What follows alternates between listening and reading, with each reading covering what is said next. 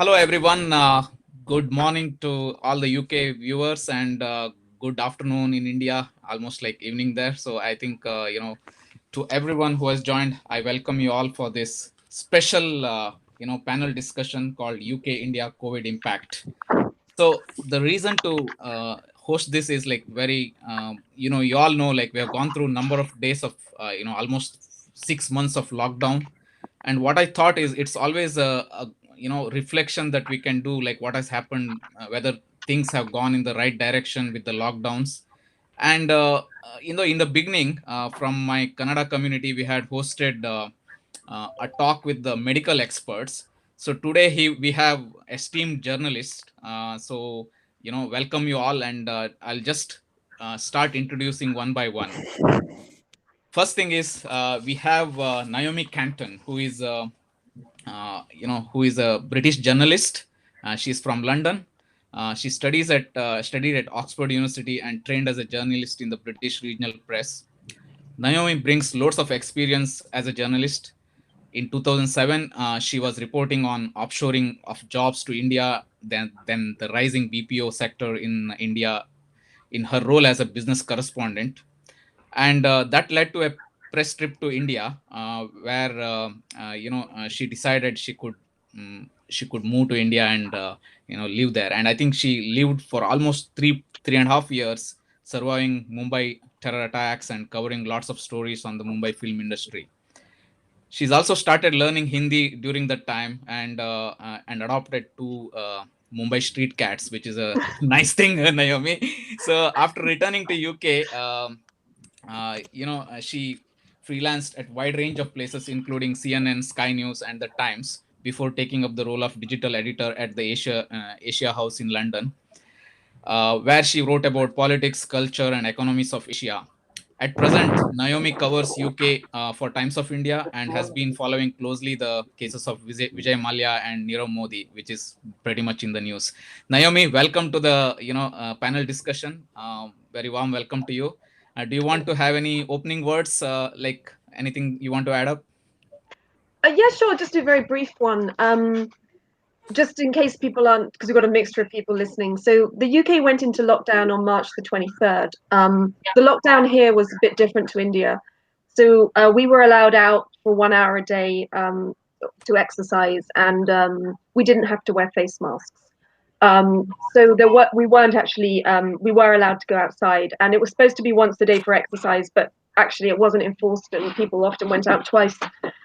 We then the first sort of loosening of the lockdown was June the 15th, when Mhm. non-essential shops opened. But I didn't really feel like we were really out of a lockdown till July the 4th, when the pubs and restaurants opened. That was when it started to feel like things were getting back to normal. But we didn't actually start wearing face masks until June the 15th, and they were introduced on trains and buses Yeah. only at that time. Mhm. And they weren't actually introduced in any other places until trying to remember now. I think yes, 24th of July. They Yeah. were introduced in shops, and in fact, it wasn't until the 8th of August that we then had to wear them in places of worship and art galleries and cinemas.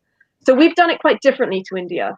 Yeah. And So I think we can ask more on that. There are many questions coming up. yeah, the other So thing I just wanted to say is that we've got at the moment our deaths are quite low. We're down to about 12 deaths a day. But cases are going up at the moment. yeah. So Yeah. we've just gone up to about 1,800 cases a Yes. day. Mhm. So we are in a sort of strange position on that front, but we're still way beneath what we were. We peaked in the month of April, Yeah. the whole of the month of April. I think Um, the today's discussion is to reflect on that. What was each yeah, of UK and India did right and wrong. So yeah. so I But have I will say we're both quite high, India and the UK, because UK's highest deaths in Europe, yeah. and India's currently second in the world, I think. Yeah. Okay. So thanks, Naomi, and I'll move on to the next guest for today, Mr. Ravi Hegde. So Ravi Hegde is the current editor-in-chief of Kannada Prabha and Suvarna News 24 by 7. He brings in almost 3 decades of experience in all three media formats: print, television, and digital. Known as the tech savvy editor of Karnataka, and led digital revolution. Basically, he since 1995 he's been very active in the frontline journalism. and he has written number of articles on digital technology and given hundreds of lectures and speeches in Kannada, mainly Kannada seminars. And he also very active on the Twitter, and basically with all the journalists today, they're buzzing on the Twitter. Actually, that's a very great thing. And we have Ravi here. Welcome, Ravi. So do you have any Thank opening you. remarks to make on this topic? My first opening remark is that I've stopped using Twitter because of a lot of backlashes. Oh. Television gets that one, so I just stopped using that one. That's my first update. Second thing, uh, thank you very much for inviting me for this session, where probably I'm going to learn more from the interaction than giving my jam. Yeah. And I think you are hosting this journalist session on COVID because there are only two experts. One is God, and the next one is a journalist. Journalist seems to be expert on every aspect of COVID, and probably that assumption made you to host this session Yeah. on a lighter note. So now we journalists, particularly television anchors, know exactly what is COVID, how it is going to impact, what is the depth, what is going to happen next, and when it is going to end. Everything is known only to one person, television anchors. So Yeah. no, just to update on the situation in Karnataka particularly, so that you have invited us for the Kannadigaru UK. forum here. Let me just give a small update that is happening since 1 week here. It looks like there is no COVID crisis at all, particularly in Karnataka and cities, and even for that matter, even in India. Mm. That's because the news media has completely diverted to some major issues in India, like Mm.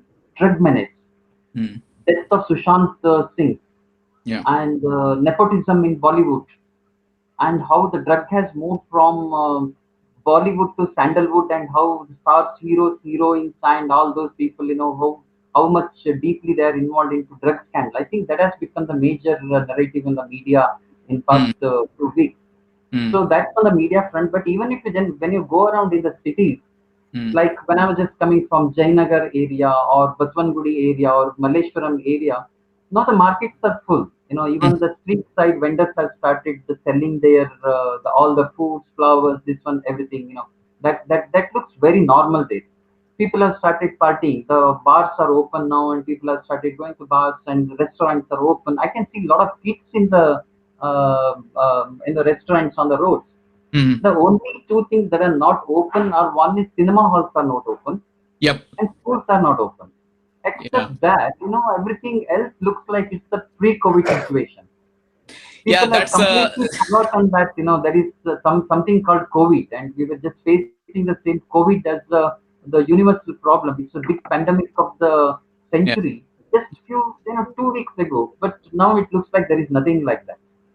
But what I would like to say is, we are not going the COVID is not going anywhere soon from us, but we have come in terms to live with it. Mm. Now economy has taken the center stage of all our narratives. So how to improve the economy, how to create the livelihood, and such kind of situation. Yeah. The discussions on COVID, it's like, is it a hoax, or are we overreacting to the COVID kind of a discussion has started cropping in? I think that's where we are in now, and we are not very sure whether there will be a second wave. With the Yeah. kind of carelessness we can see around, people have Yeah. started ignoring all the rules and regulations. Now, people have stopped using masks, and from tomorrow onwards, in Karnataka, we will see metros will run, the buses will run, AC buses will run, Yeah. and it looks like that we are forgetting that there is COVID. And in such situation, what generally happens is there will be a second wave that will come, and that would be very, very disastrous. I'm Yeah. really worried about that. I think that is the Thanks, situation Ravi. where we are. Yeah, Yeah. thank you, Ravi. I think that's a very good opening remark from what's the situation in India. So I will move on to the next guest. We have Mr. DP Satish, who has been a journalist for over 20 years now, and he is the current group editorial advisor for South in Network 18, so which is one of the premier channel across India. So he's also from Karnataka state, and he's born in the beautiful Jog Falls, the Jog Falls area, and he's done graduation in English literature. He's a postgraduate in journalism from the prestigious Asian College of Journalism, Bangalore, and he's been very active covering over the last few years for India. So I think Satish, you could bring the more wider perspective of how the Indian government, as at a very central level, is doing. And you have anything to say in the beginning before I put on some of the video questions? Hi, this morning I drove from Bangalore to Madras, what we call Chennai, now on some personal work, and I am now returning to Bangalore from Chennai. And I think life is almost back to normal all over, all across the state, even other parts of India, because life is almost back to normal in national capital Delhi, in commercial capital Mumbai, then tech capital Bangalore and Hyderabad, also in Chennai, and also Calcutta and many other major cities, because Indian media is no longer giving much importance to COVID, and we are busy covering this Bollywood, as Ravi Hegde rightly said, drug menace in Bollywood, drug menace in Kannada cinema, and also Sushant Singh Rajput suicide case, and all these things. And we know that at least 1 lakh people have died so far, even the official figures say 60,000 people have died so far across India. The actual number may be more, because there is no comparison. We cannot compare India with England. England is a small country with 65 million population. There is 100% literacy. It's a developed country, and it's a first world country. And India is still a developing country with almost 1,400 million population, and one third of the population is still poor, and medical care is very bad at many places. And there are many states, because southern part of India is much better than northern part of India, because our state of Karnataka has handled or contained this corona or COVID very well in the first 2 months, April and May, during lockdown. Yep. And after they started unlocking one or unlock one or whatever, they lifted this lockdown, and the situation has gone from bad to worse. And after that, the cases are rising all across Karnataka. I think yesterday we had about 9,000 cases. They are official figure, and unofficial figure maybe much more. But because of economy is down, and GDP has taken a huge hit, and people are coming out, because in India there is no social security net like England. People have to go out and work, and people are out in the streets and business as usual. Yeah. So that's thank you, Satish. I think that leads to my first question of the day. What I'm seeing is, I'll play down one of the questions. So let me pull it up. 1 second. Presentation. So Naomi, question for you. So anti-lockdown. So there's a lot of protest happening in UK. I was yesterday. I was looking at 5 hours ago. Yesterday night, I pulled up saying there is an anti-lockdown protest in Edinburgh, and then few weeks back, what you're seeing is this one with thousands of people.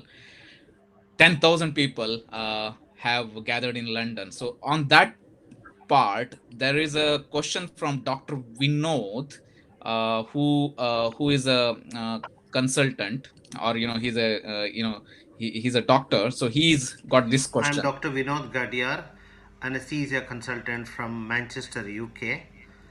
Do you think that delayed lockdown in UK and early lockdown in India made a difference as to how each country got affected by death rates and economy? Thank you. So Naomi, I'll start with you first. So there is an early lockdown happened in India, and there's a late lockdown happened in UK. And we are seeing a lot of protests, anti-mask protests, anti-lockdown protests, and people are I feel like people are a bit nervous about what's happening next. So what's your thoughts on that? Yeah, there is a theory that we should have locked down about 10 days earlier. So March the 23rd, we had 149 deaths per day, and on March the 13th, we had 18. And I think the thoughts are we should have locked down around then. I think our first death was at the beginning of March. So we didn't. Boris Johnson said, wash our hands and sing happy birthday twice. And that's what we did. But actually, we then went into the national lockdown, and there's always a time lag. So we didn't really start peaking till, well, I suppose about a week later. So April the 1st to May the 1st was when we had the most deaths. So I think we should have gone into lockdown 7 to 10 days earlier. But I don't really blame anyone because it's so new and no one really knew what we were doing. And very little information was coming out of China. So we did have probably some excess deaths caused by going into lockdown late. And on the contrary, I think India went into lockdown very early, almost perhaps too early. There's a problem with lockdown fatigue.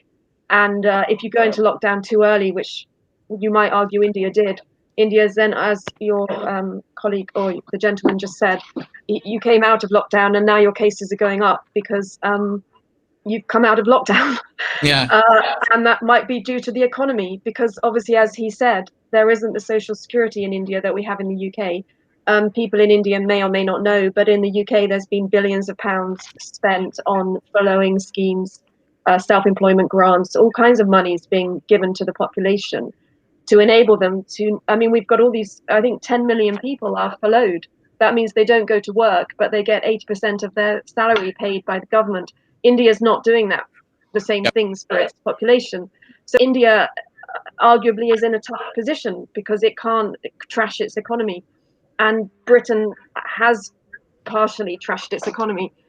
So it's a really difficult situation. And I've always been of the view that we have to look at the economy as well as the health, as in both are important, because the economy actually supports the health system.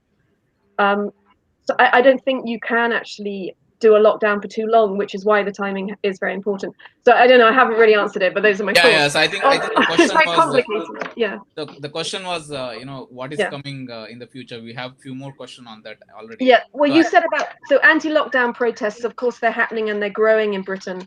And they've been mainly inspired by Germany, where there's been huge protests in Berlin. That's been the inspiration. And it's a mixture of people in these protests. You've got the conspiracy theorists who believe that to do with 5G and all that sort of thing.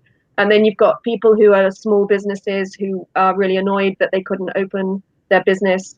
And then you've got parents of children that that were angry the children were deprived of school education. So there's a whole range of people in those protests, and they are growing here, and there are more coming up. And I think that the government, the communication from the government hasn't been great here. And I think that's one of the reasons. And also, I think the same as in India, the media has also not been great. And we've sort of had media fear mongering as well. And also too much information and all of it clashing and conflicting. And this is what helps people join the anti-lockdown protests, because they don't actually believe anything anymore. Do you think they need to protest? I mean, they have a valid reason to protest? I mean, No. I think, sometimes. I mean, like, each one is so complicated because, like, you know, when it comes to the children being deprived in education, and also you have to look at, I mean, is it right to, if you've got 70 million people and they're all locked down for the sake of 20,000, I think the way we're going now is much better with test and trace and local lockdowns. It's so much better than a national lockdown. You can't sort of punish a whole population like this. But I think people didn't really know. And I think, like, the journalists in India are saying that, you know, that cases, that life's getting back to normal. And also we've got this trend right now in the UK where the cases are mainly in young people. So actually our deaths are still reducing. And so you have to keep adapting according to the circumstances. And I think I would say it would be a terrible idea if Britain had a second national lockdown. And I really would be against that. We will not be liking that. So I think on that one, so I'm going to play a second one, which is basically for our Indian journalist friends. So this is a video about what our friend thinks. Hi, good evening. I'm Tushar, and I have a very simple question to you guys, especially when we are talking about India and UK COVID situations. If you see the recent figures with India, you know, the number of population that India has and the number of cases that India has actually triggered too. And in comparison, the recovery rate is extremely high. The death rate is near to negligible to low, you know, to the lowest compared to the other countries. And if we compare same with the UK, we have seen UK has experienced extremely high numbers with highest 20% of the death rate. Still, I don't understand why do the media continues to put India at stake of asking bigger questions and holding responsible for which they are not. Why is this biasness within the media, please? It's extremely important for us to understand this. End of the day, media has to be unbiased and it should report a news which is true rather than something that is made up. I really look forward to hear from you guys. Thank you very much. So my question, I think, following what Tushar has said, so there is a lot of unbiasedness in the way the countries are looked at. So at the moment, what is believed as like there was a early lockdown by India and it was all handled well. And what has changed? So Ravi and I'll first ask Ravi and then followed by Satish. What's your opinion? For Tushar's question. No, I don't know. There will be always, in any subject for that matter, there will be a left and a right side. And there will be one, we need to conclude based on the left and right, we need to find the center. I think that is how all the media narratives are happening now across the globe, not just in India. You take any government, there will be one side who are telling, government is doing a great job. Then there will be a lot of propaganda happening around it, and also there will be one side which will be opposing it. That is very particularly, that division is seen across the globe in the media. So but when it comes to Indian scenario, I don't know how he judged it. Maybe a section of media is doing, but as a whole, the efforts of the government has been appreciated very well. In fact, hadn't we gone for an early lockdown? People are calling it an early lockdown. According to me, it's a timely lockdown. See, the context of other advanced cities across the globe and India is completely different. India has 130 million people living in a very landlocked places. Like places in Bombay, 6 feet by 6 feet will have 4 people staying there. Where is the social distancing possible? In a place like London or America or in some other places, the people are staying in distant places, so social distancing is naturally possible. So if you see the India's attempt in the Western eyes or the Western logic, that doesn't hold good. So there are some media, they are attempting their draw some logic on the in the context they are living. I think that is where it is not matching. Otherwise, I really don't know where media is completely biased about covering. No, I think the gentleman's question was whether the Western media is biased on India. Yeah, yeah. It looks. That's what I said. In the context or the angles, what they're looking, it's from their experiences over there. Why should have been then an early lockdown? That's what they feel. For us, we feel it's an timely lockdown. Hadn't we done that lockdown early or in the initial stage, pandemic would have spread across to a masses. And when it crosses certain masses, you imagine just Dharavi in Bombay, if it spreads to 50% of the area, then how will you control the death rates? Yeah, In a I agree place, with you. I think, yeah. the Indian cities are much more congested than your advanced Western cities. Yeah. And also, one we should note is, basically, Indian citizens are not all that law-abiding when it comes to social distancing or traffic rules or kind of, they are just carefree and they're just living like that.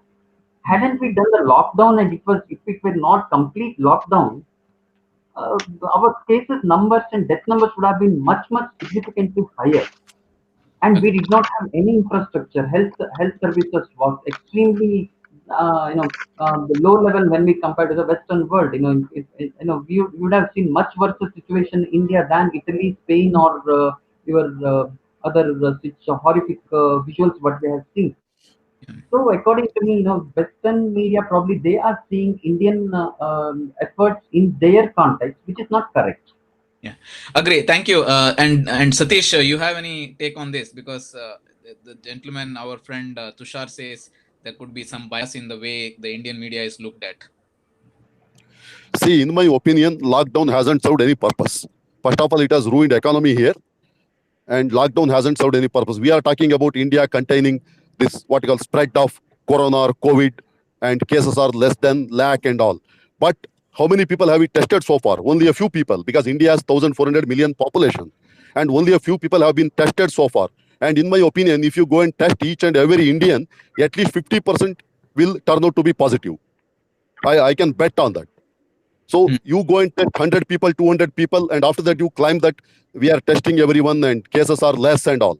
But people have realized that virus will have to run its course and there is no other way out, because all people are coming out and life is returning to normal, because it's a question of survival, because life is a everyday struggle in India. But lockdown hasn't really helped anyone. And from day one, I have been against this lockdown, because lockdown has destroyed this economy but hasn't helped anyone. You cannot kill 10 crore people to save 1 lakh people. Okay, so now it is done. So are we seeing some improvements in the way the economy is happening? We'll come to that question later. Thanks, Satish. I think that's a very clear thought from you. So let's move on to the next gentleman who is asking questions. So let me pull up a question from Ashwin, who is actually, this is on the economy. That is a very good point that we can switch over to economy now. Just give me a second, Ashwin. So this is for Naomi. This is a question from somebody who is working in London, and he's trying to, he's asking the question here on like, what is the image of London in the next few days? Hi, I'm Ashwin Gadia. I'm a CRM consultant working in London. Over the last few months, I've been working from home, whereas before I was in the office more often. I was wondering what you think the long-term effects of COVID-19 will be for those of us that are based in the city, not just in London, but in city environments in general. And will we be seeing a shift in more remote working and potentially decreases in the popularity of London as a work hub? Yeah, so this question, Naomi, is even my concern as well, because I do 3 days a week in London, but it used to be quite often going to London. So now 4-5 months down the line, what we are seeing is a lot of them are not there in the office yet. So does it bring down London as the city? And the same question applies to our friends in India as well. We want to understand from them what's happening in Bangalore and other big cities. So the gentleman's question was like, what is the impact on people working from home? Does it bring down the significance of a city like London? Yeah, I mean, unlike the description we just had of Karnataka, I would say London is not thriving, and it's like a ghost city. It's completely deserted, and it's quite depressing. And that's because half the restaurants and cafes haven't reopened, and nor have the theatres, and the West End's a massive part of places like Covent Garden. And so many office workers haven't gone back, and Canary Wharf is dead. And I think that we need people to go back, and we need tourists to come back, and we need office workers to go back. But there's huge ecosystems that rely on these people, and we've already heard about loads of coffee chains laying off loads of staff. And also, where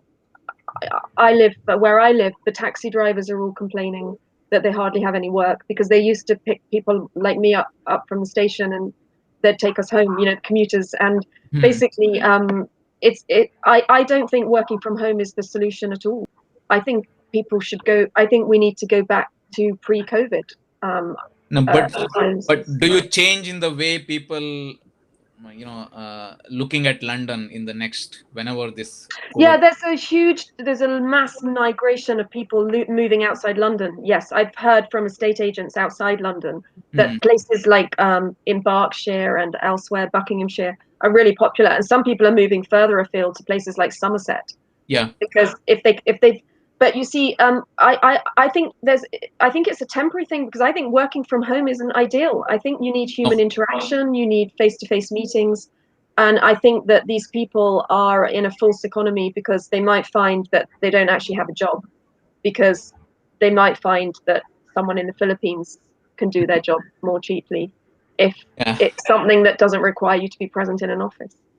Yeah, I think that's a good point. I think we have to time will only tell, but looks like we are in a place where like 3-4 months we'll live with this kind of thing, like working. I think people should be looking at going back in December, January time. I don't think that people should think they're going to do this forever, because it's not healthy for the cities.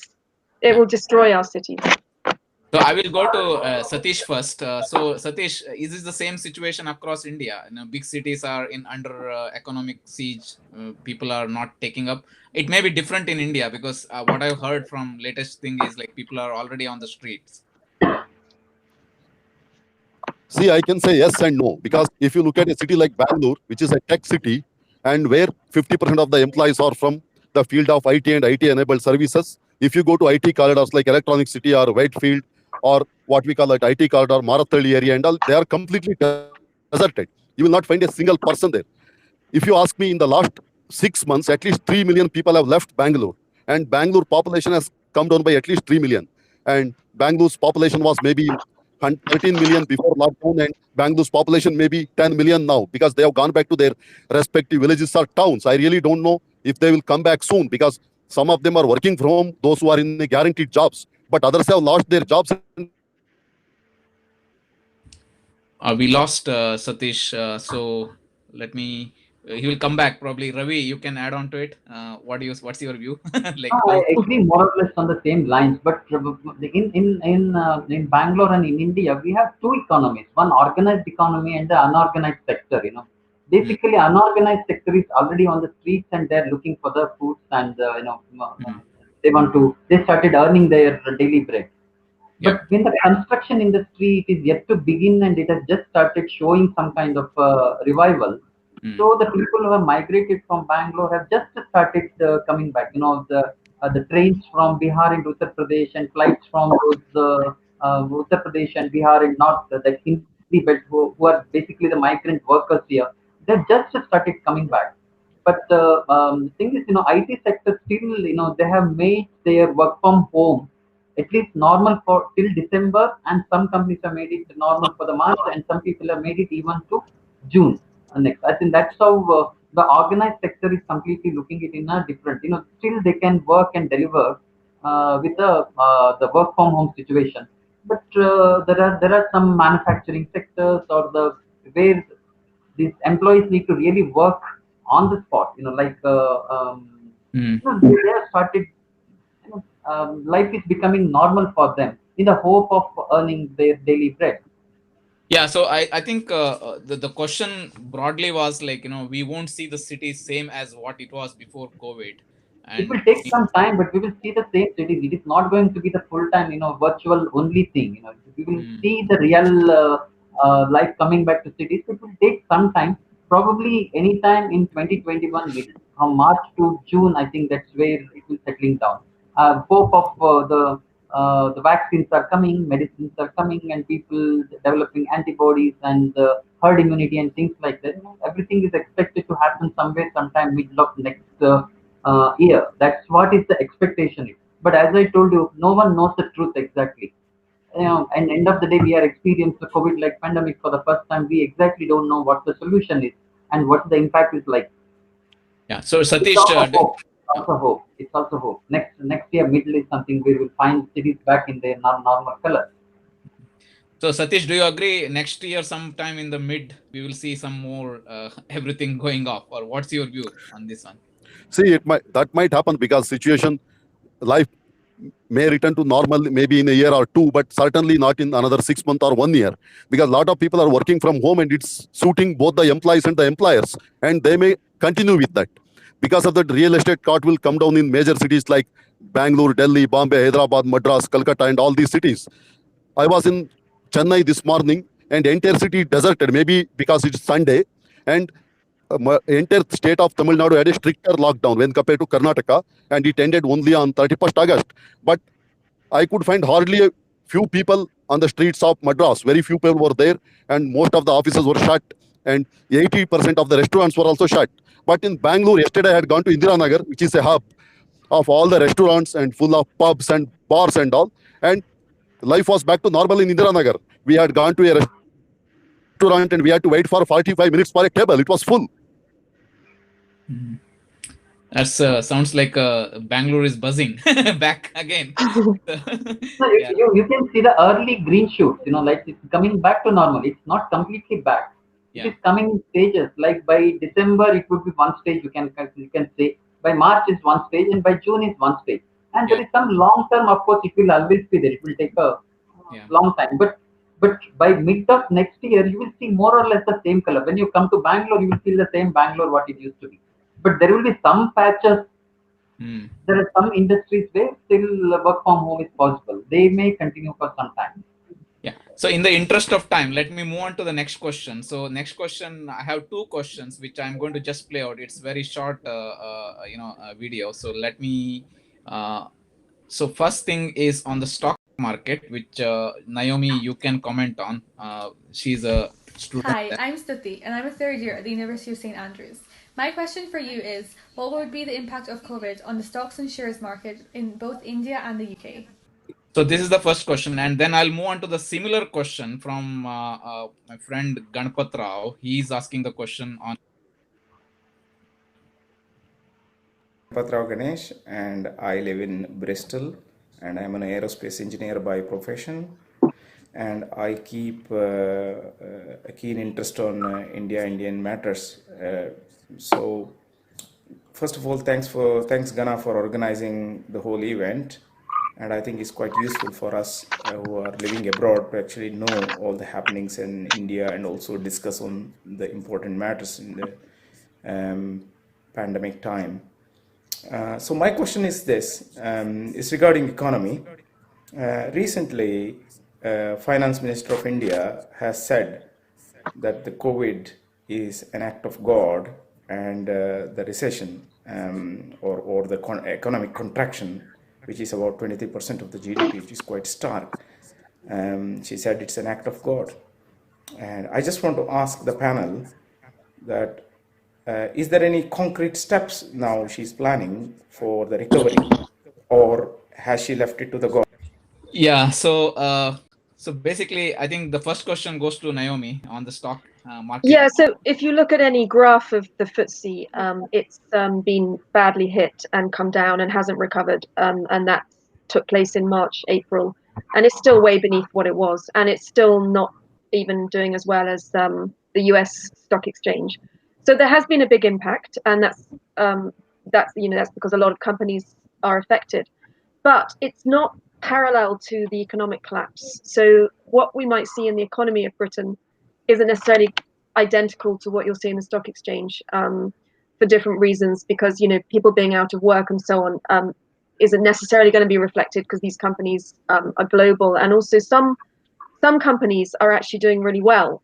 These are companies that have benefited from the COVID crisis, or they're producing products that are selling more, face masks. But if you think AstraZeneca is a partner in the Oxford vaccine, its shares have shot up through the roof, and Ocado, which is an online retailer, it's gone through the roof as well, absolutely soaring. So it's not totally parallel, but it has had a hit. But I think that you could imagine that the stock market would recover more quickly than the general economy. Are you sure? I think that will be an interesting thing to see. Sorry, there is an echo from my voice probably. Is it better? So let's move on to Ravi and Satish. So there is a question on act of God. So our financial minister in India has commented on that. So is that something what do you see in India? What is going to happen with all this GDP contraction of 23% minus 23%? So first I'll ask Ravi and then move on to Satish. Thing is, first, to make a comment on the stock market. You see, Indian BSE is almost back to pre-COVID situation. So yesterday, the day before yesterday, we were about 39,000 points Sensex. That's not exactly the pre-COVID, but somewhere near that. It looks like the stock market is not impacted at all. On the other hand, the economy, the GDP fall is 23%. It actually, when you see or analyze, it doesn't correlate. 23% fall in the GDP and the stock market is almost back to COVID situation. That I attribute it because stock market is, like everybody thinks it's very, very scientific and analytic and things like, but for me, it always finds it's the sentiments which are driving. I think the stock market is basically a sentiments driven, and the sentiments are very upbeat, and they are hopeful of finding some solution in the third and the fourth quarter and something like that. They are betting on the better economy by March. I think that's the reason stock market is going very fast. And as far as Nirmala Sitharaman is concerned, the finance minister, though we have a great upbeat feeling for Modi in India and outside, the feeling for the finance minister is not the same thing. She is always considered as not sensitive to the public feelings or the needs. She is found to be an odd man out in the Modi's cabinet. So particularly when, not just now, even when prices of onions were going up, she made a very insensitive statement by saying that, I don't eat garlics and onions, don't worry about this one. See, that is not the kind of statement that was required. So this, when similarly this act of God, everybody knows Corona is not a human. We really don't know exactly, but human made or God made, whatever it is, the pandemic is, it's a huge proportion. It's like a very big calamity that we have not seen in our lifetime. That's the kind of situation. So saying that it's an act of God is fine. It's okay. But the fair thing should be, it should be fair for the government and for the public. But it's not so. When she has to pay the GST, this one, whatever the portion back to the state government, she feels it's act of government shows she cannot pay. But when it comes to the regular taxpayer or the common people, even they are affected. But there is no rebates on the taxes. There is no rebates on the GST. There is no rebates on the whatever the payments he has to make. There are no rebates on the interest that he has to pay for EMI. So the God of Act is both same for Nirmala Sitharaman and for common people. But wait, she can take the shelter by saying it's God of Act, so I'll not be able to pay for the states now. But it's a God of Act, you have to pay for the government. That inequality is it's very, very unfair. And I think it's slightly different to what we have in UK, which Naomi can tell. But I'll go to Satish. Satish, what's your take on that? My friend's question. See, in India, we blame God for everything. When something goes wrong, we always blame God. So it's not something new. So our ministers know that they can get away with such statements because people also blame God for everything. If someone fails in an examination, parents blame God. So finance minister can afford to do that. So no one will blame her because we blame God for everything, our follower, and we also blame God for our success. So that's okay. We attribute it to God. And secondly, Indian stock market is doing very well because it hasn't collapsed at all and is doing very well. But only 10 or 15 top corporate houses are driving Indian stock market. There are thousands of companies, but only 10-15 companies, their performances decide NSE and BSE. So we cannot say that economy is doing very well just because stock market is doing very well. In a country like India, where GDP has come down by 23.5% in the first quarter of the 2021, stock market is doing quite well. So no one can explain this. What explains this? Even I really don't know, because it looks illogical and no one can explain this.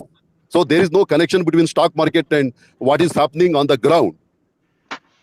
Yeah, agree. I think that is what the Naomi also said in the beginning. So basically, if you can update our Indian journalists, like what UK government has taken steps. I mean, there's a lot of social support given to many unemployed and furlough people who are on furlough. So is there anything that will it continue, Naomi, in UK?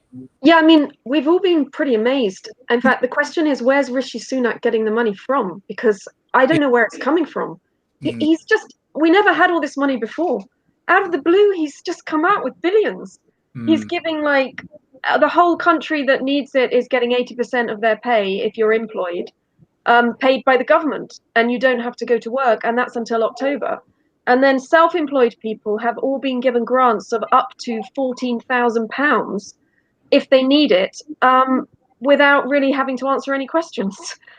And then there's also mortgage holidays, stamp duty cuts, VAT, gigantic cuts in VAT. A massive package has been given to the British population. which is why we've been able to carry on spending and so on. And the idea has been to save the economy. Of course, it hasn't particularly, because we've had a whole string of brands collapse, such as Laura Ashley and Cath Kidston and all kinds of brands. And also loads of people are being laid off now, and that's going to continue. Actually, a lot of the people who've been furloughed will get made redundant. And that this furloughing is just a false economy, because in October they might not have job to go back to. So I think we're going to see the true impact of the unemployment later in the year, and it could go up to 15%, which is absolutely ginormous. I mean, we're used to having unemployment of about 2%, 3%. So it's going to be really bad if that happens. So yeah, but I think Rishi Sunak has a plan, and do you, as a journalist, on the ground covering in London, so is the sentiment that there will be the popular scheme of bringing everybody up to speed with giving all the benefits, everything, will it help in the long run? Is it what everyone is seeing? I think that it has helped people. I think it's better than nothing. I think that it was probably better than doing nothing. But what we're worried about is tax rises, because obviously the money has come from somewhere. Probably it's been borrowed. Now they've got to pay it back, and they're going to look at where they're going to raid our taxes. Yeah, and that could be a whole range of things. That's going to be a. And I think national insurance could go up and all sorts of things. So it's a bit worrying, but I think he probably did the right thing. It's just that when you're just a member of the public, you don't really understand it, and then later on it will all make sense. Yeah. But yeah, we were very lucky to have all these grants, but also there was fraud and some of them were abused. Some people applied for grants that didn't need them, and all kinds of stuff went on. Yeah. So thanks for that. I think I'll come to the Indian situation. So before that, there is a question on the China. There's one interesting question from my friend Raj. I'll just play the question, and I think all of you can provide a little bit view on what's your take on it. So let me play. Hi, I'm Raj Agrawal from London. I have two questions for the panelists, and first one is for Naomi. This is related to what response jointly India and UK can take to counter China, because post-COVID, during crisis, China is exercising its aggressive foreign policy. In response, we have seen Galwan happening, and then India banned various apps. Today, 118 apps been banned, and even UK has banned Huawei to participate in 5G network. So, what's your thought on collaboration between India and UK to counter Chinese? And second question for Indian panelists. Indian companies' business is rising from 2019 to 2020. It is at high as 42 billion. But currently, post-COVID, Indian companies or Indian economy is shrinking. So, which all segments or sectors you see a potential to collaborate between India and UK? One sector could be. So I'm just cutting it off. So the question is, Naomi, for you first. Yeah. Wait. And is there anything that globally people are aware of what China is doing, and how it can be tackled? The following on, I would like Ravi and Satish to comment on the India bit. Which sector and how that can be focused. Yeah, so just very briefly, I think, by the way, the Indian diaspora here has been deeply affected by everything China's been doing, and it's been a massive issue amongst the diaspora. I think amongst just generally in Britain, I'd say that the Hong Kong stuff has had more impact on the British government than, say, Galwan. So because of this national security law that China's brought out in Hong Kong, has really concerned the British government. Britain has done stuff, as the gentleman pointed out. We've dismantled Huawei from the 5G network, which Huawei was really angry about. And we've also offered these resident visas to certain Hong Kong citizens who were born in before 1997. And we've also suspended our extradition treaty. And we've also recently brought out these new human rights sanctions, which the British government's actually imposing on individuals rather than countries. And the first tranche of them went to certain individuals in North Korea, Russia, Saudi Arabia, and elsewhere. But there are growing calls for them to be applied against Carrie Lam and some Chinese government officials. That hasn't happened yet. But I definitely agree with the person asking the question that actually India and the UK could work together more in combating China. And I think the US is really keen on doing that. And I think that I think we might see more stuff happening in the South China Sea in terms of Navy and warships going there. And I think that there should be more. I think there can be more collaboration. And what you also might see is a shift in policy in terms of trade and strategic alliances, whereby European countries choose to align more with India than China. Yeah. Thanks, Naomi. That's a good view. And Ravi and Satish, Ravi, your thoughts? Yeah, with all the conspiracy theories we have on China's the manufacturing of virus, or it's viral, it's a bio attack kind of a situation, or even otherwise, you can see there are a lot of Chinese aggressions in all the places to become the superpower of the globe. So keeping this in background, India and I it's a very tough question. There is no exactly the way we can say this, but India and the UK can collaborate basically in two forms. I feel one is in a diplomatic way to isolate China from rest of the important economic sourcing companies and sourcing countries. Say, for example, if the UK and India can just go around and isolate China for exports to all the advanced countries like US or this one, any other country, then that would be a very diplomatic problem for China. That India and the UK can take a lead. And secondly, Britain and India should try to replace China in place of India should replace in place of China, so that India should become the bigger supplier or the exporter for these countries in the manufacturing or the raw materials or whatever the accessories, assemblies. We should become the big export house than the China. Now, most of the countries are sourcing from China. That should be India has an opportunity to do that in many segments. Maybe it is mobile, or it may be electronic items, it may be manufacturing items, it may be the small paper cups to plastics to everything. Now, all those things are being imported from China to the advanced countries. Instead of that, India should become that. I think the effort of Indian government is on that direction, but the collaborations with the UK and India in this direction will definitely give it a fillip. Yeah, thank you, Ravi. And Satish, do you agree? And are we in a position? Is India in a position to do that? See, China is factory of the world. We know that. In the last 30 years, China has invested heavily across the world, particularly in third world countries. And Africa, China has invested in at least 30 countries. And in Far Eastern Asia and also in Indian Ocean countries like Maldives and Sri Lanka, China has invested heavily. Even in Bangladesh, even in Burma, and they are now investing in Nepal. And only country where China hasn't invested in the entire SAARC is Bhutan, which is a small country. Otherwise, China has invested everywhere, and China is the factory of the world. And India, all the Indian companies, they import most of the spare parts from China, at least 50% of them, and many other things, smallest to the largest thing. So it's not going to be so easy to live without China, because China has gained enormous wealth in the last 30 years, and China is a political power. And let's not forget that China is one of the permanent members of United Nations Security Council. And China is a huge country, and China has a lot of money, and China doesn't have a democracy, and China can do what it wants to do. It's not going to be so easy to fight China. I don't think even European Union or England or America can fight China so easily. It's not going to be so easy.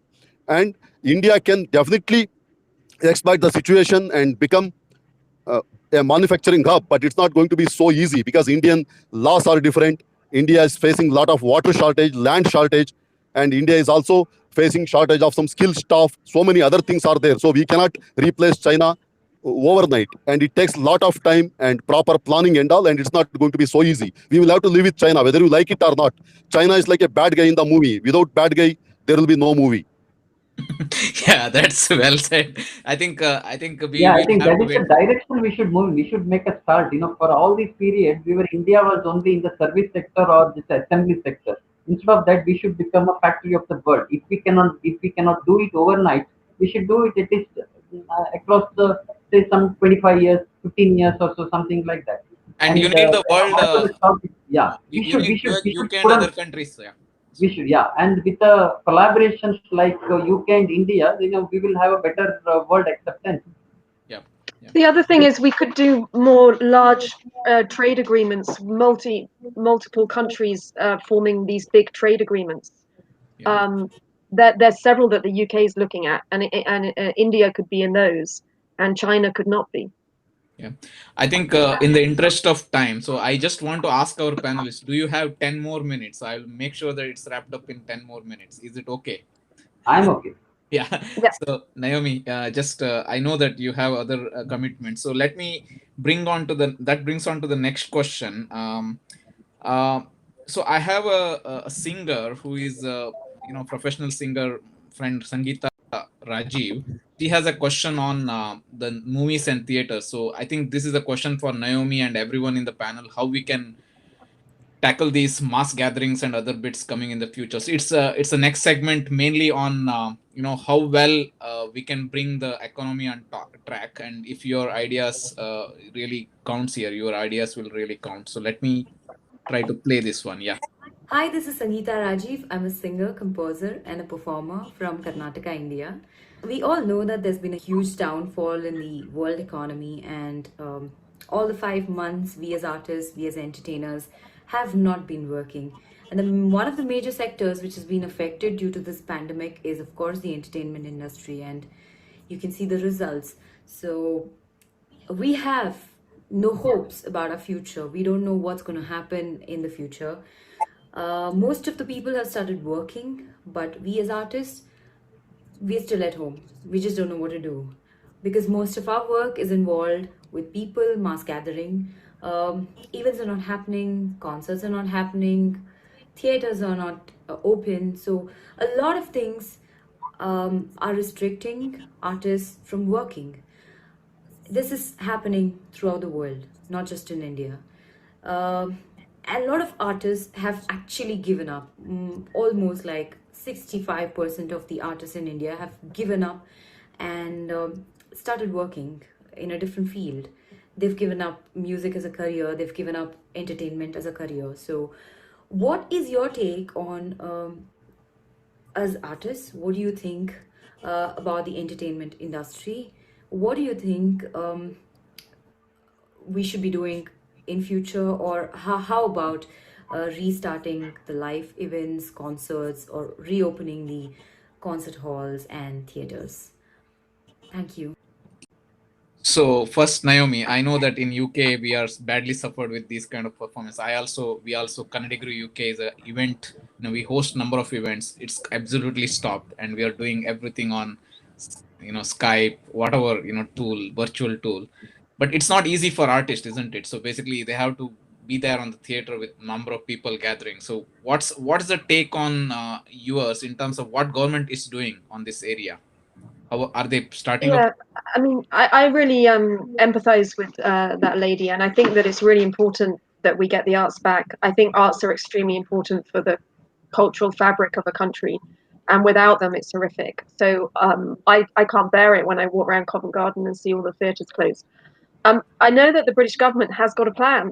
We did open our theatres. They were allowed to open on August 15th, but none did actually open. So they're all staying closed because they're saying it's not economically viable to open with the social distancing measures that are imposed, where they're only allowed 25% capacity. They just can't make ends meet. But there is a plan. Apparently, the government's looking at mass testing that will mean that there'll be these very quick tests that are over in a few seconds, get immediate results, and then that will allow crowds back. And I think they're hoping to do that by around November. And that will also allow people back into football stadiums and concert halls and everything. So I think our government's on it, and I think that there is a plan. Thank you. And Ravi, do you have any thoughts on what Indian governments are doing? Yeah, I can just say, and on the lighter note, I can just say the entertainment industry has been replaced by news industry. So news has become the new entertainment. Agree. So that's so it's true what she was telling. It is true. One of the sectors, with a lot of people who are affected is an entertainment industry. But I think end of the day, once these priorities, basic health priorities and the initial priority sectors of economy are over, entertainment industry is going to bounce back. It is going to come back. And in India, I can say now with the latest lockdown protocols, what they announced, India can host a smaller programs to up to an audience level of about audience number of about 100 or 150. We can start having the physical programs of a limited number of people. That it can happen with, of course, following all the guidelines of social distancing, mask, and sanitization, and things like that. It's been allowed. That means to say it's a good news for Indian entertainment industry to start with. It may not be back to the same COVID situation, but it's the beginning. And secondly, we have also seen certain attempts that are happening to revive the entertainment industry virtually also. If to take an example of Ganeshotsava in Bangalore, we have a Bangalore Ganeshotsava program that happens here. It's pretty big. It is not just a religious function; it is also a cultural and entertainment function. There's a lot of artists will get to perform there, and there's a huge gathering who can go and watch there. We were wondering whether it's going to happen this time or not. But they came out with an idea where the performance were given in some place and it is live telecasted on their YouTube channel. It's we were having not that kind of innovation earlier at all. No entertainment industry. In fact, when the programs were happening in Ganesha Mandali earlier, the audience, the local artists used to have a audience level of some 450 to 500 in the spot. Now with the YouTube, it is reaching across the globe more than 3,000 to 4,000 simultaneous viewers. That means they are reaching out to many people. Only thing is they have to find a revenue model, or they need to find the compensation or remuneration for those artists. And they have to find that matter. Entertainment industry in India just started to getting back to normal. It will take some time, though. It will happen. Yeah. It's The concern is there's a lot of people have chosen already alternative career, but that come to the next. It's not temporary situation. The mega disruptions like Corona happening into the world, definitely there will be impact on every sector. Yeah. But it's not going to be the lifelong. It's not going to be the same. It will bounce back. When is the question? I think, as Nirmala Sitharaman said, it's an act of God, and God will take care. It's a question of months. Yeah. Satish, you have any take on when this thing will come? The entertainment industry, it's a big hit, actually. See, I don't know, but the entertainment industry is suffering, and lakhs of people, those who are employed in the entertainment industry, cinema, TV serials, then performance, concerts, and they are jobless. And I don't think government is doing anything.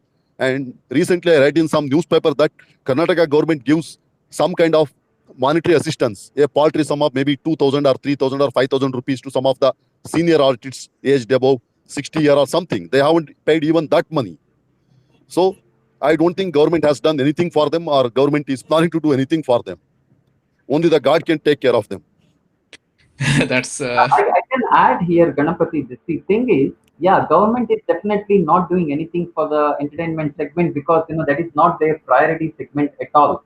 The industry itself is finding its solutions. Like the movie industry was locked down for a long, but now movie shootings have begun in Karnataka and Andhra Pradesh. Andhra Pradesh was the first state to allow the movie shooting. In fact, Sudeep's pandemic has started. But they're doing it on a very closed, what do you call the movie city? That's what highly restricted. Highly restricted. Very long time to get back to the normalcy, but the activities have begun. Yeah. The cinemas, for example, TV serials, they were locked down during the lockdown. They used to play the old repeat shows, but now the live the shootings have begun, live programs have begun. Entertainment industry has just started to show of coming back. And also, you see, during this lockdown period, we could see launch of movies on OTT platforms like Amazon Yeah, yeah, Prime. The movies are released on Amazon Prime directly than on the theaters. People are not going to theaters, but cinemas are getting released. Only the big budget movies like KGF 2 or some of the Bollywood movies, they will take time to hit the screen. They are expecting a different gathering altogether.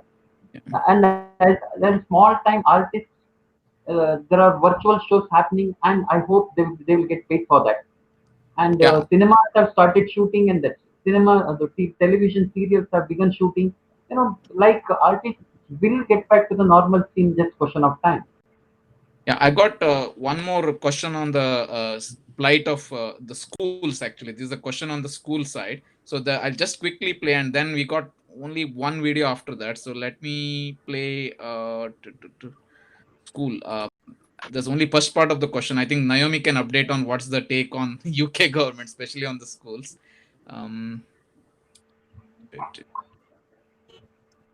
Sorry, it's because of network. It takes little bit time. So yeah. Hello, my name is Sarika Handa. I'm interested to know about the education system back in India, which I There's an believe audio problem. Can you hear? online, which is home Yeah, learning. just about. I am quite surprised to see when other countries, including UK, are welcoming back the children back to school. What are the bases to go with online learning back in India, firstly?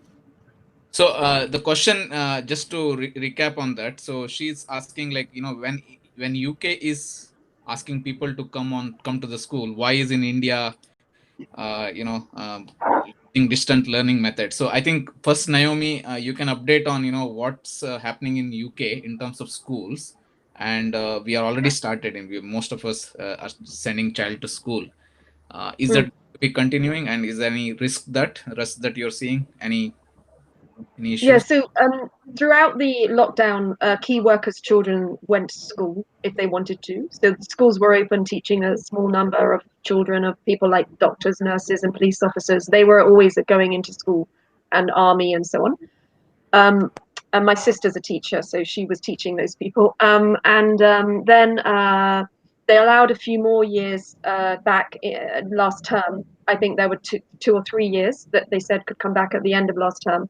But a lot of the children didn't go back, even though they were allowed. But then in September, they made it mandatory that every single pupil, every age, has to be back in school this term. And they all started this week, just gone.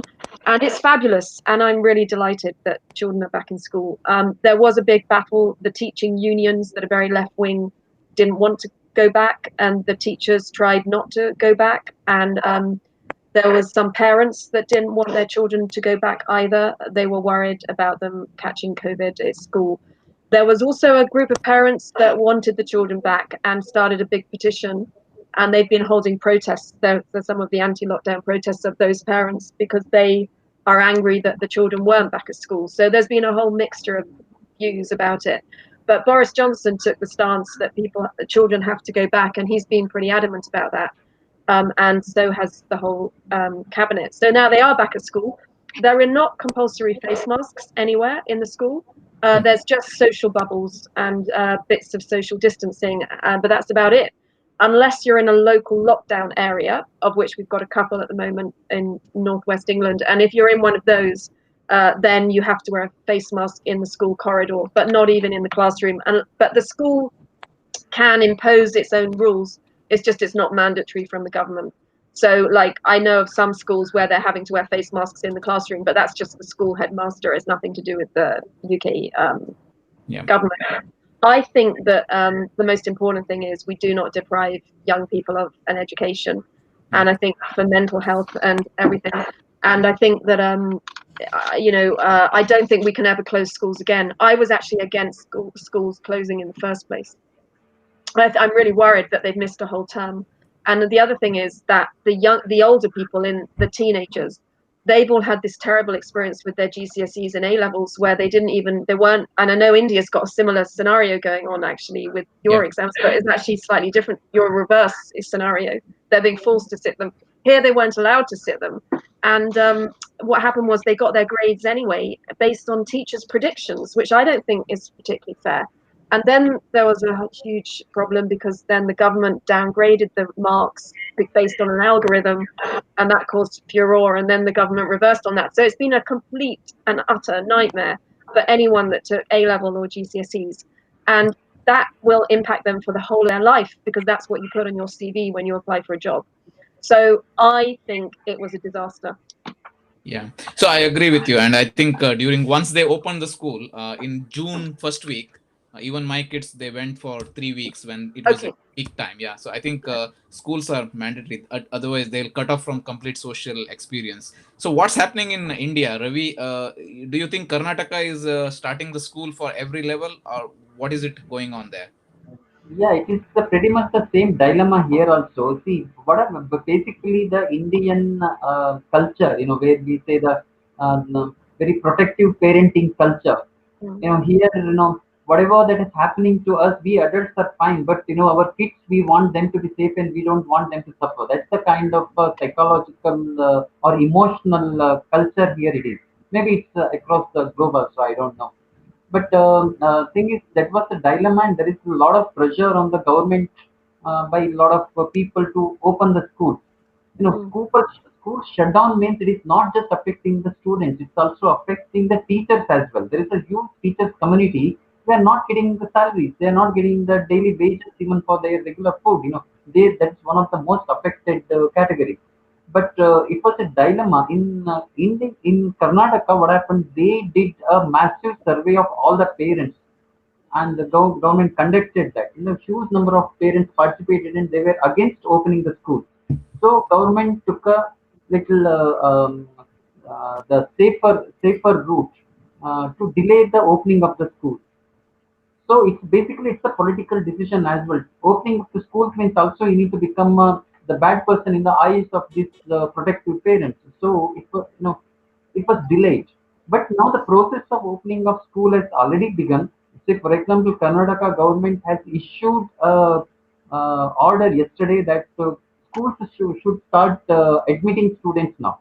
They should start collecting the fees and admission should get completed by this September end.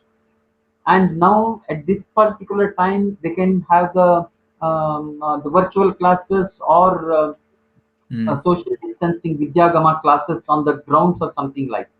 But by October, I think regular classes are scheduled to open. The regular classes will get open from 1st of October. That's what is expected here. So is it for all the levels? So Satish, it may start from high schools and colleges first, and they will study that how it is happening and what is the reactions for some weeks or maybe. But it will be for all the levels. Admissions are for all the levels now. Is it across the country, Satish? Sorry, so I'm just checking with Satish. So is it across country? Is it same thing happening? I think it's across country, but Indian politicians are politically correct. So no one wants to take a decision because we are still debating whether to reopen the schools or not. If someone wants to reopen the school and if he takes any decision based on hard facts, then he will become a villain, he or she, that concerned minister or the politician or the chief minister. So no one wants to take any decision. So because of that, student community is suffering. As Ravi Hegde has rightly said, teachers are suffering because Indian teachers are unorganized. Except government teachers, there are millions of private school teachers, and half of them are not getting their salaries because parents are not sending their children to schools and they haven't paid school fees. If the parents don't pay school fees, teachers don't get their salaries, and parents don't have money because they have lost jobs. There is no income. Yeah. Isn't it the case that there's some controversy about the exams in India, that they are being forced to sit them and some don't want to? Is that right? That is common Yeah, interest. it's a political controversy. Yeah, it's a political controversy. Because in India, everything must be politically correct. Yeah, sorry, I think there is some delay in the noise. So yeah, that's understood. I mean, basically, according to you both, is it fair thing to do? I mean, make the children sit at home and do the distance learning? I don't agree with that. Certainly, children should go to schools because they will miss the social life, and virtual learning is not at all a learning. They should go back to school. They should mingle with teachers, students, and then only we can build a future society. Yeah. Because we can work from home, but students cannot study from home. I am against that. That's not going to help us. And in a country like India, where 1/3 of the population is so poor, we can't even think about it. Because a lot of children depend on midday meal. Lot of children depend on midday meal scheme, and if they go to school, they get food to eat. I agree with you. I have a different view here, Ganapati. See, India has one great chance of waiting and see what's happening elsewhere and learn from those lessons and then implement the right thing here. And if we think that, okay, I don't know what others say, if we think that education is really going to get us a good job, good life, good knowledge and all sorts, it's a hoax. It's not so. Our education system, it's only teaching us physics, mathematics, science, and all those whatever those things are. But education is not just about that. So even if we miss that for a couple of months, our life will not get be doomed. Yeah, but Ravi, we have a chance of waiting and see what is London is going to do, what is Brazil going to do, what is Italy going to do when the schools happen, what's the pros and cons. We have a chance to wait and see because we are all opening. We'll just wait for 1 or 2 months. What happens? Nothing is going to doom in 1 month of school education. Yeah, I agree. I think both of your points are correct, but only thing is COVID has not learnt us a definitive way to approach problem. It's always been divisory in the opinion, and that's why we are having the discussion. That's exactly learning from others the mistakes or the correct thing. India has an opportunity to do that. That's the one. I think in the interest of time, the last. I know that it's already getting late, but I want to cover most of the questions, and our friends have sent videos. Just bear with me for a few minutes. So I have one, important thing update on the on one of the doctor. He has already given me an update on what's happening in UK. It's just a 2 minutes video. So let me play that, and after that I'll take the last question video, and then we'll wrap up. So it's just loading up.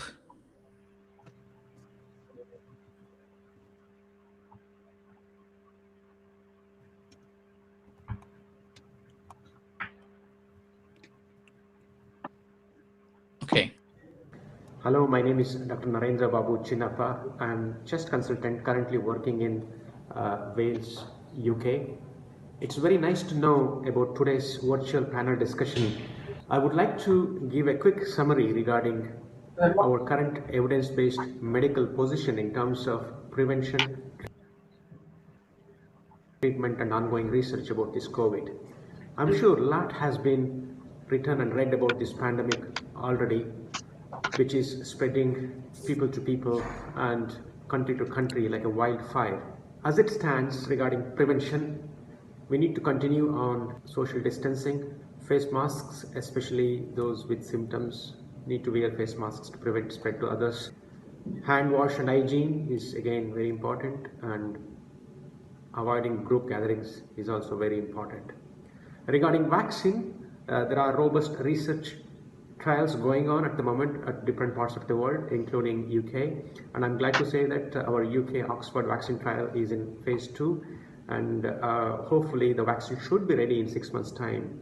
And once we have this vaccine, we may get some grip on prevention, control of this virus spread. And in terms of treatment, there is no specific treatment yet which is proven beneficial across everyone. And gladly, a majority of the patients, 90% of the patients, get mild symptoms and get better without any complications, and all they need is a symptomatic treatment like a paracetamol for fever and body aches, and they're just taking extra fluids. I'm reiterating this is because majority of the patients are getting panic when they get COVID positive, especially in India, and their fear and panic has been exploited by hefty medical bills and giving a false assurance with unproven medications. So if you get any symptoms, just carry on with symptomatic treatment. Only 10% of the patients will have complications like chest complications, and minority of them may end up in ITU needing ventilators, but it's only minority of them. And it's more common in elderly people, and also those who has got cardiovascular risk factors like hypertension, diabetes, any cardiac disease, and also obesity. Apart from that, there are some treatment breakthroughs by trials like steroids, but again, remember the steroids are used only for those patients, and also it's proven for those patients who get respiratory complications. And not all 100% patients will get better with steroids, but majority will get better. And regarding antiretroviral drugs, people are using many antiretroviral drugs. Again, there is no clear evidence regarding any of them, except for one called remdesivir, which is still in further trials and research because it's not proven completely. So as it stands, the treatment is mainly symptomatic, and only in subsection of patients who get chest complications, steroids is beneficial. And still research is going on regarding other newer retroviral drugs, but none of them has given any concrete evidence regarding. So on that context, so the last question, I just want to play and then allow everybody to summarize. So this one is, just a second.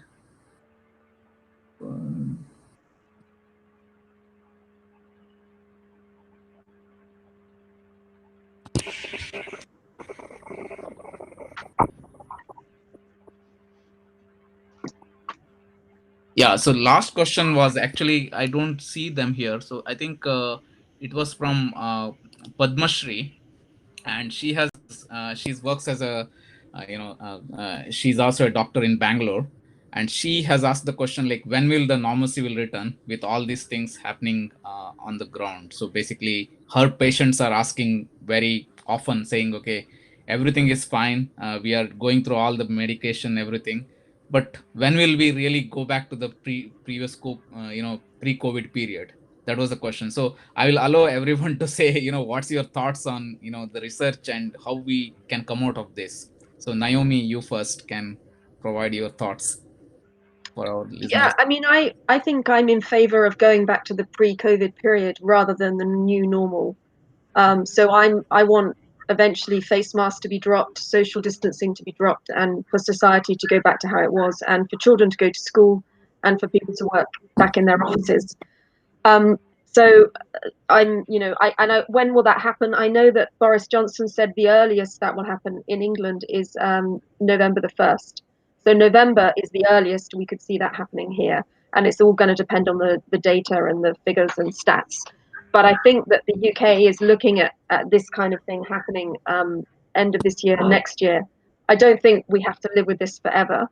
I think that people say the end point is herd immunity. Herd immunity is either when we all catch it or when there's a vaccine. But that it doesn't have to be the only option. Actually, we could have just treatments, therapeutic drugs. We could manage with that. And also, right now, we have a situation where, by the way, on the vaccine front, I think there's going to be multiple vaccines in any case, not just one, if we go down the vaccine route. But I think the way we're doing things right now is with testing, tracing, with small lockdowns and quarantine on arrivals and travel corridors. I think that is the way forward. And if we do that at the same time as opening up the economy and getting theatres back open at the same time, I think this phased approach is the right way forward, where we open up more and just monitor it, and then we open up even more.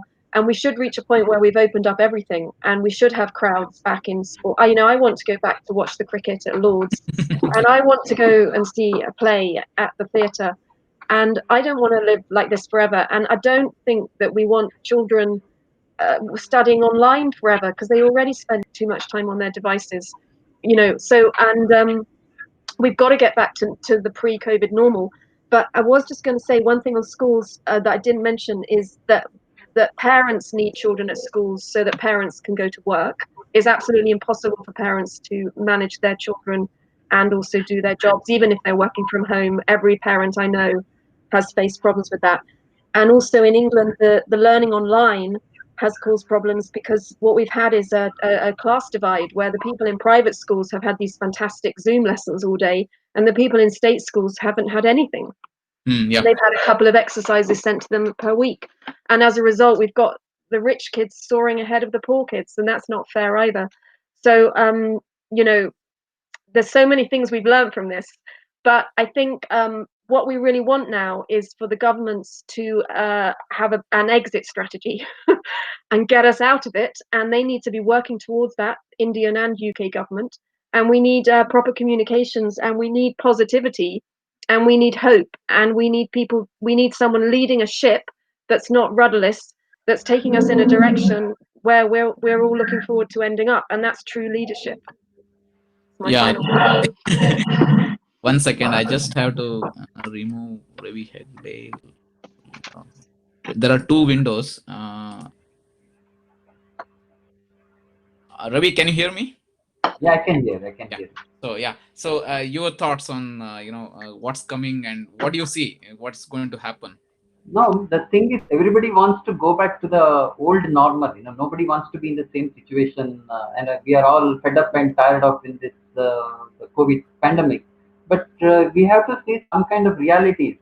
If we have to take the statistics, the one statistic out of all the statistics I want to believe is the Indian Institute of Science, IISc Bangalore's numbers, and how they are seeing the COVID. It is not just if you ask me, I want to go back to normal from tomorrow. But is that possible? If we go back to this IIS's report, it says if the same situation continues by January 1st, 2021, there will be 1.3 crore cases in India, and there may be a death of 1.8 lakh cases. And if we don't do it well, if the situation worsens, if the cases, if the cases go out of control, there is a chance of it going even to 3.2 crore cases and 3.7 lakh deaths in India. Only if we do better, we may still go to 90 lakh cases by January 1st, and the death can be around 1.4 lakh. This is the situation what we are seeing. Why I want to believe IIS's report is, there are a lot of studies happened, there are a lot of surveys, there are a lot of projections, and a lot of things happened. But IISc has projected by September end, there may be, by August end, there may be about 35 lakh cases. Keeping the Indian context in view, it was bang on the number. We were on 35 lakh cases in India by end of August. So if we have to believe their statistics, it would be the corona would be somewhere here in by January. If that is true, then psychologically we may try to become the normal. But if the second wave hits, then that would be disastrous. So I don't see we are anywhere near to it is a done like situation. It's going to be there for some time soon. But very optimistically, we are thinking by year end it should be under some control, and by March we should be under second control, and by June we start becoming little normal. That's what is being discussed in this part of the globe. So thank you. That's a very nice thought that at least we need a normalcy to continue. And I'm seeing little bit changes in London, isn't it, Naomi? That we are having every week by week. When I commute to London, I can see the number of people taking the tubes and trains are increasing. Yeah. The only fear is a second wave, probably, as Ravi also alluded. Like there could be a bubble coming out next. But every the government, their main task is to be prepared for it. The only way we can contain that is to have a intelligent data and then use that to do a local lockdowns and avoid these national lockdowns, which will always create a lot of chaos and mess, and economy will suffer. So I think on that note, thank you very much, all of you. I regret to say, I think Satish has got some issue with the bandwidth, so we can't take his final view. And is that act of God? Maybe. Yeah, I think the internet and everything, we are living in a virtual world, and this time it's not been God is not been great for us. So I think thanks everyone, and on behalf of Kannadigaru UK, this was the first kind of this series that we had with journalist point of view. Basically, it really helped, hopefully, and I'm seeing a lot of people commenting on the Facebook.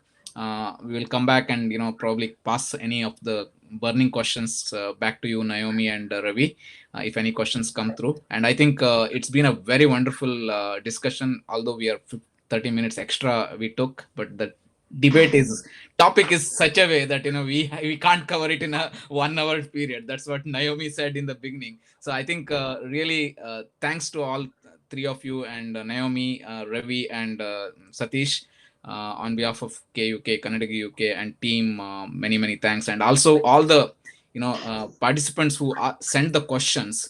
I could not play one of the video from Padmashri from Bangalore, regret to say, because there was some technical problem, but otherwise, thank you everyone for sending those questions. And it's been a wonderful, worthy discussion. Thank you again. Thank you, everyone. I will close the call now and have a great Thank you. day. Thank you very much. Thanks everyone. Thanks everyone. Nice meeting everybody here. Thank you.